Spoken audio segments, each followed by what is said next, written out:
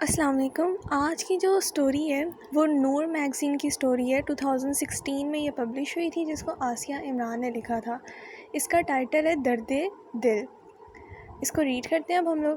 شدید گرمی کا موسم تھا۔ گندم کی سنہری فصل چمکتی دھوپ میں لہلہا رہی تھی۔ چرند پرند اپنے اپنے گھروں میں دبکے پڑے تھے۔ ایسے میں بھی چڑیا کو کسی پل چین نہ آتا تھا۔ گھونسلے سے نکل کر وہ بار بار شاخ پر آ بیٹھتی، اس کی نگاہیں دور دور کا طواف کرتی، پھر وہ اپنے گھونسلے میں لوٹ آتی۔ انتظار کی شدت اسے گھونسلے میں زیادہ دیر ٹکنے نہ دیتی۔ چڑے میاں کئی بار کہہ چکے تھے کہ اس چمکتی دھوپ میں انتظار بیکار ہے، وہ کسی سائے میں دبکے پڑے ہوں گے، لہٰذا تم بھی کچھ دیر آرام کر لو۔ بچوں کو گئے آج تیسرا دن تھا۔ اس دن وہ بہت خوش تھی کہ اس نے انہیں اڑنا سکھا دیا تھا۔ بچے کسی وقت کے بغیر برگد کے درخت تک اڑ کر گئے تھے۔ صبح کا وقت تھا۔ اس نے سوچا تھا ابھی کھیل کود کر واپس آ جائیں گے، مگر صبح سے شام اور شام سے رات ہو گئی اور بچے لوٹ کر نہیں آئے۔ وہ برگد کے درخت کا چکر بھی لگا آئی، مگر بچے وہاں بھی نہیں تھے۔ مختلف اندیشوں میں گھرے رات بیت گئی۔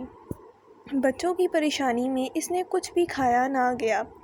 دن بیتتے گئے، جانے والے لوٹ کر نہیں آئے۔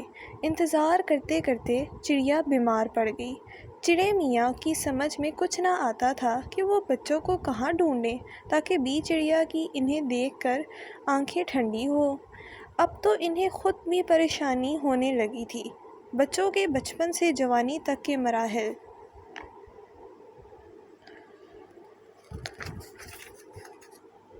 آنکھوں میں فلم کی صورت میں چل رہے تھے۔ وہ بچپن ہی سے نچلے نہیں بیٹھتے تھے، ہمہ وقت شرارتوں میں مصروف رہتے، نہ خود آرام کرتے نہ کسی کو کرنے دیتے۔ بی چڑیا انہیں سلانے کی کوشش کرتی تو انہیں باتوں میں لگا لیتے۔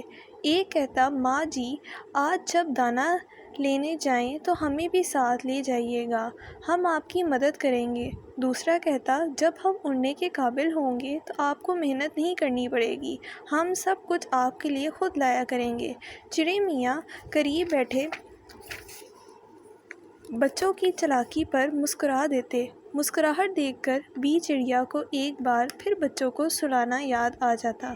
وہ پیارے دن وقت کی گرد میں گم ہو گئے تھے۔ بی چڑیا کی صحت دن بدن گرتی چلی گئی۔ بچے پھر کبھی لوٹ کر واپس نہ آئے۔